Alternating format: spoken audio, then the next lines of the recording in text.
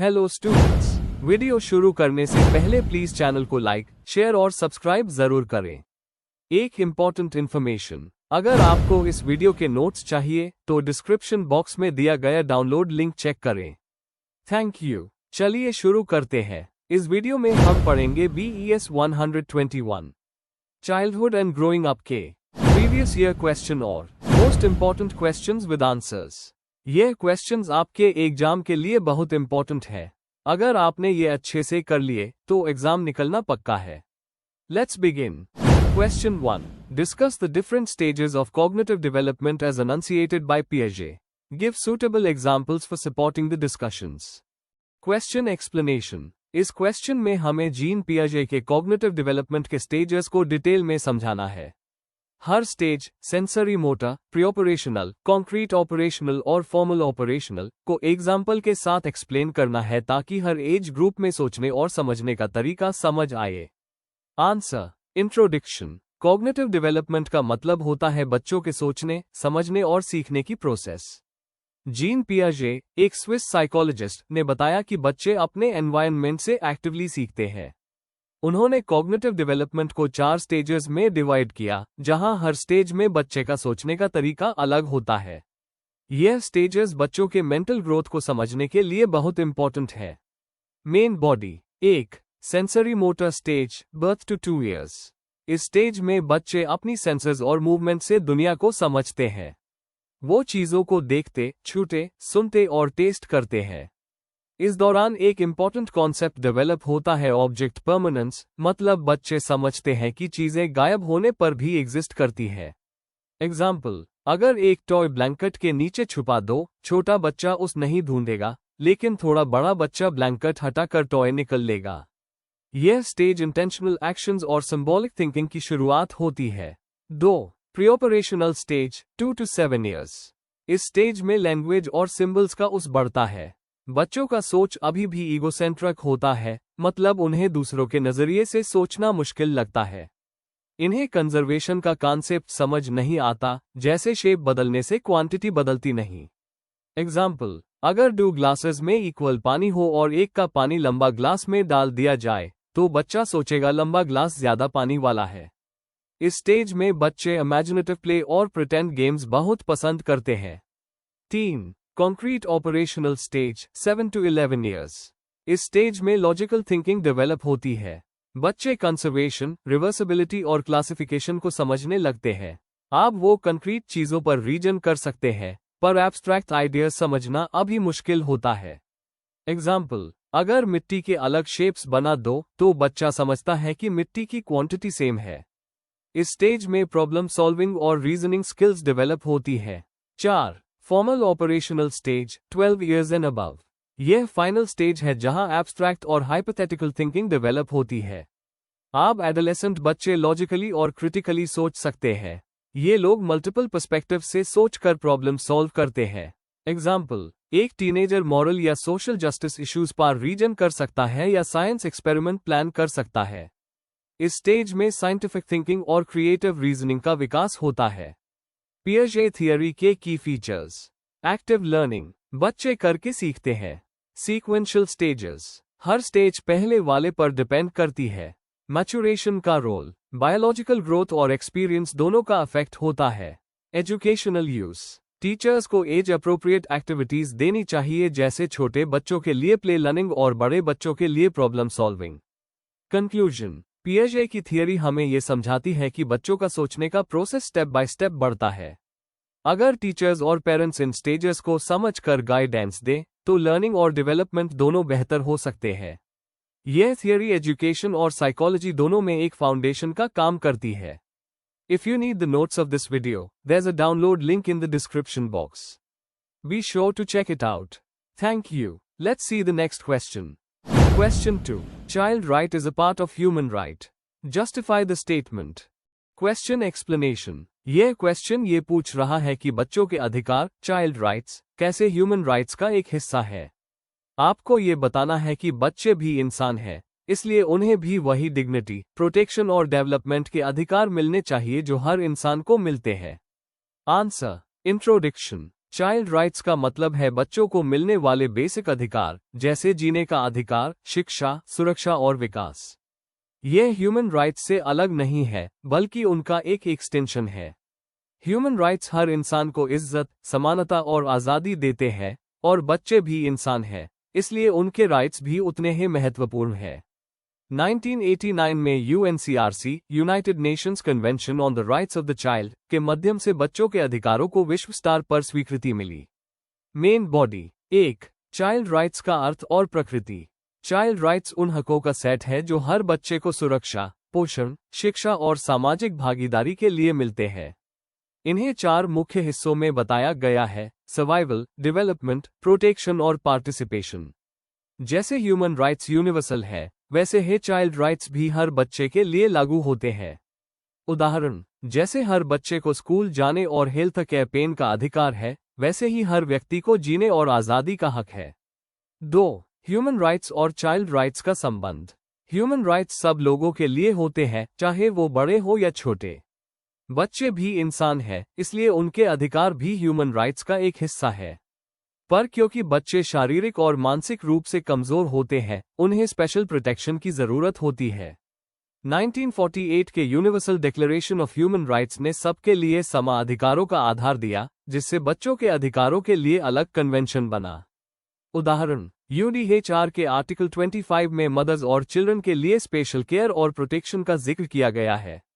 3. Legal और institutional framework. UNCRC 1989 सबसे महत्वपूर्ण अंतर्राष्ट्रीय डॉक्यूमेंट है जो चाइल्ड राइट्स को डिफाइन करता है। इसमें 4 कैटेगरीज है: राइट टू सर्वाइवल, जीने, पोषण और रहने का अधिकार; राइट टू डेवलपमेंट, शिक्षा, मनोरंजन, सांस्कृतिक गतिविधियां; right to protection, abuse, neglect और एक्सप्लॉयटेशन से सुरक्षा; राइट टू पार्टिसिपेशन, अपनी राय देने और सुनने का अधिकार।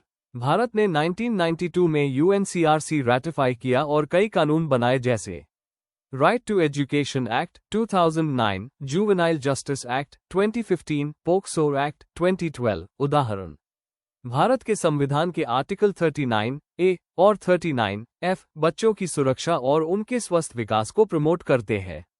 4. महत्व और असर। चाइल्ड राइट्स को ह्यूमन राइट्स के रूप में पहचानने से बच्चों को व्यक्ति के रूप में इज्जत मिलती है। इससे समाज में समानता और न्याय बढ़ता है। सरकार और समाज दोनों पर यह जिम्मेदारी होती है कि वो बच्चों के हित में पॉलिसी बनाएं। जब हम बच्चों के अधिकारों को सुरक्षित करते हैं, तब हम एक बेहतर और न्यायपूर्ण भविष्य बनाते हैं।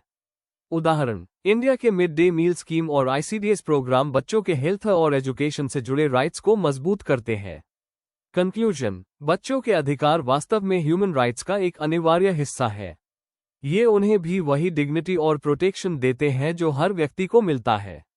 जब हम चाइल्ड राइट्स को सम्मान देते हैं, तब हम इंसानियत के मूल मूल्यों, समानता, सम्मान और न्याय को मजबूत करते हैं।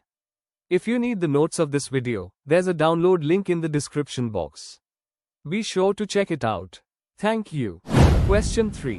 Child right is a part of human right. Justify the statement. Question explanation. इस क्वेश्चन में हमें बताना है कि बच्चों के अधिकार इंसानी अधिकारों का ही एक हिस्सा है। मतलब, चाइल्ड राइट्स अलग नहीं है, बल्कि ह्यूमन राइट्स का एक्सटेंशन है जिससे हर बच्चे को सुरक्षा, शिक्षा और सम्मान मिलता है। आंसर। इंट्रोडक्शन। चाइल्ड राइट्स वही बेसिक अधिकार हैं जो हर बच्चे को मिलने चाहिए सिर्फ इसलिए क्योंकि वो इंसान है। ये अधिकार उनके जीवन, सुरक्षा, विकास और भागीदारी से जुड़े होते हैं। बच्चे भी ह्यूमन बीइंग्स हैं, इसलिए उनके अधिकार ह्यूमन राइट्स का हाई एक पार्ट है। 1989 के UN convention on the rights of the child (UNCRC) ने बच्चों के अधिकार को ग्लोबल स्तर पर मजबूत पहचान दी। Main body. 1. चाइल्ड राइट्स का अर्थ और स्वभाव। डेफिनेशन। चाइल्ड राइट्स मतलब वो बेसिक राइट्स जो हर 18 साल से छोटे व्यक्ति को मिलने चाहिए। इसमें शामिल हैं जीवन का अधिकार, शिक्षा, पोषण, सुरक्षा और अपनी बात रखने की फ्रीडम। ये अधिकार सबके लिए बराबर है, चाहे जेंडर, धर्म या जाति कुछ भी हो। इनका उद्देश्य है कि हर बच्चा एक सुरक्षित और सम्मानपूर्ण जिंदगी जी सके। 2. चाइल्ड राइट्स और ह्यूमन राइट्स का संबंध। ह्यूमन राइट्स सभी लोगों के बेसिक अधिकार है। बच्चे भी इंसान हैं, इसलिए उनके लिए भी ये अधिकार लागू होते हैं। लेकिन बच्चों की नाजुक उम्र और असुरक्षा के कारण उन्हें स्पेशल प्रोटेक्शन की जरूरत होती है। इसलिए चाइल्ड राइट्स को ह्यूमन राइट्स का एक्सटेंशन माना गया है, जो उनकी एज और मेच्योरिटी के हिसाब से डिजाइन किए गए हैं। Universal declaration of human rights 1948 ने चाइल्ड राइट्स के लिए बेस तैयार किया। 3. अंतर्राष्ट्रीय स्तर पर चाइल्ड राइट्स की पहचान। UNCRC 1989 सबसे इंपॉर्टेंट डॉक्यूमेंट है जो बच्चों के अधिकार को डिफाइन करता है। राइट टू सर्वाइवल जीवन, पोषण और हेल्थ का अधिकार। राइट टू प्रोटेक्शन उत्पीड़न और शोषण से बचाव। राइट टू डेवलपमेंट शिक्षा, मनोरंजन और सांस्कृतिक गतिविधियां। राइट टू पार्टिसिपेशन अपनी राय देने और फैसले में भाग लेने का अधिकार। भारत ने UNCRC को 1992 में रैटिफाई किया था। इसके अलावा जिनीवा डिक्लेरेशन 1924 और declaration of the rights of the child 1959 ने भी बच्चों की सुरक्षा पर जोर दिया।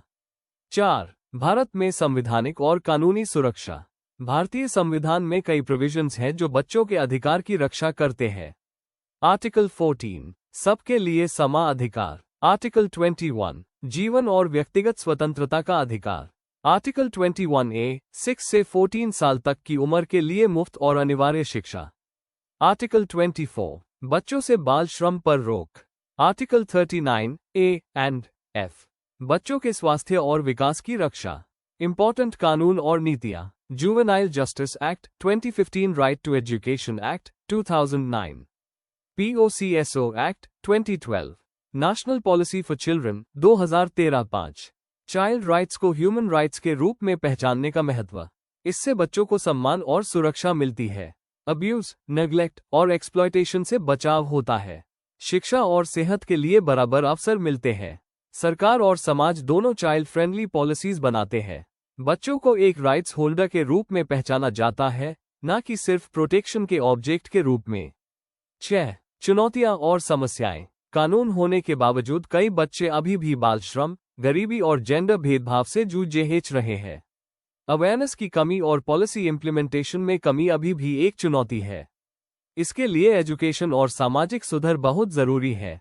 कंक्लूजन। चाइल्ड राइट्स को ह्यूमन राइट्स के रूप में पहचानना एक इंसाफ और सम्मानपूर्ण समझ की निशानी है।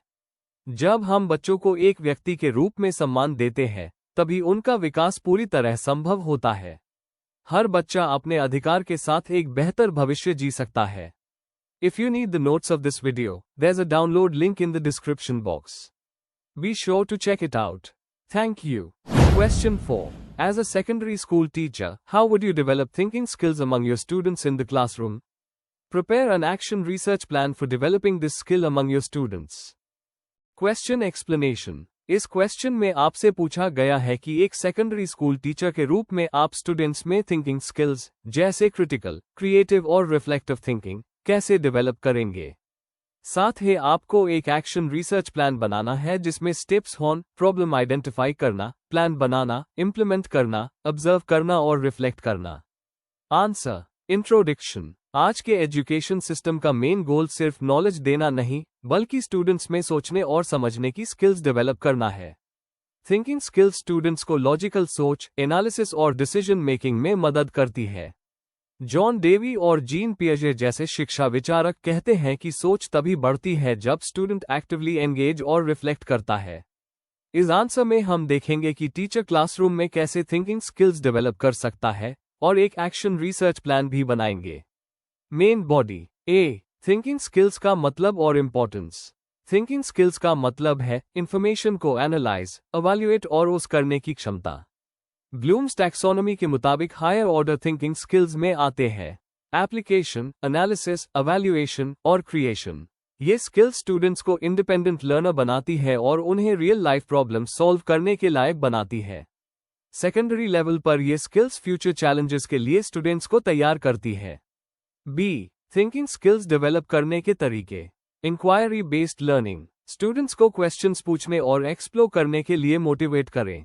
एग्जाम्पल, साइंस क्लास में छोटी एक्सपेरिमेंट्स करवाना। Problem solving activities. Real life problems देकर उन्हें सॉल्यूशंस ढूंढने के लिए गाइड करें। एग्जाम्पल, एनवायरनमेंट या कम्युनिटी से रिलेटेड इश्यूज पर डिस्कशन। डिस्कशन और डिबेट। ग्रुप डिस्कशन और डिबेट से स्टूडेंट्स की रीजनिंग और एक्सप्रेशन पावर बढ़ती है। Reflective journals. स्टूडेंट्स से लिखवाएं कि उन्होंने क्या सीखा और कैसे सीखा। ये सेल्फ अवेयरनेस बढ़ता है।